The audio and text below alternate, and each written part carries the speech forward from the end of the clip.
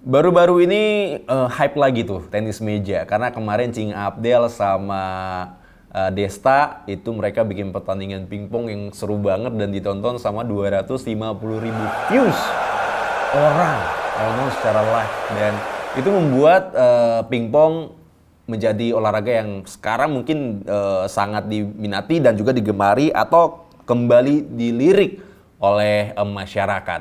Nah, ada 5 fakta unik tentang tenis meja. Ini dia faktanya. Pertama, permainan kelas atas. Olahraga yang satu ini dibuat di Inggris sekitar abad ke-19.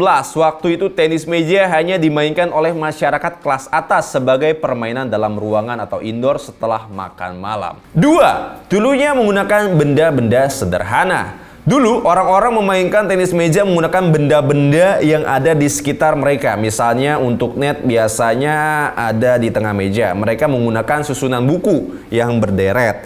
Selain itu sebagai bola mereka memakai gabus, tutup botol untuk pemukul atau batnya. Mereka memakai tutup kotak cerutu.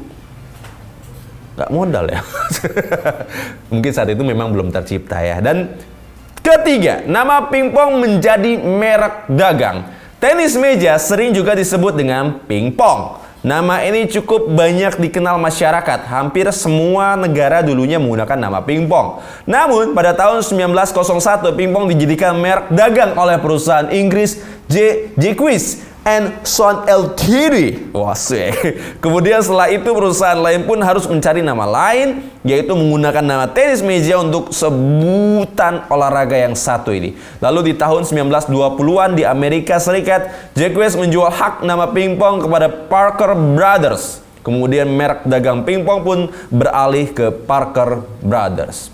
Jadi nama pingpong jadi merek dagang ya. Untung yang lain bukan kayak serpong gitu kan, kayak pingpong oke lah jadi merek dagang ya. 4, tenis meja masuk ke Indonesia sekitar tahun 1930-an. Tenis meja masuk ke Indonesia. Kemudian di tahun 1939 tokoh-tokoh petenis meja Indonesia mulai mendirikan PPPSI, Persatuan Pingpong Seluruh Indonesia. Adanya kongres di Surakarta pada tahun 1958, maka nama PPSI berubah menjadi PTMSI, Persatuan Tenis Meja Seluruh Indonesia.